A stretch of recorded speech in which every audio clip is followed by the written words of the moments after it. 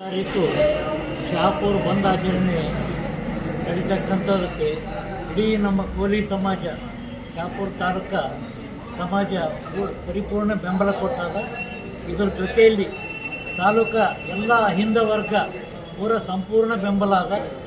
ಈ ಒಂದು ಇದಕ್ಕೆ ಯಾರನ್ನೂ ಕೂಡ ಇವತ್ತು ಮಾನವೀಯತೆ ಇದ್ದಂಥ ಯಾವುದೇ ಸಮಾಜದವರು ಕೂಡ ಇದಕ್ಕೆ ಬೆಂಬಲ ಕೊಡಬೇಕಂತೇಳಿ ನಮ್ಮದೊಂದು ಮನವಿ.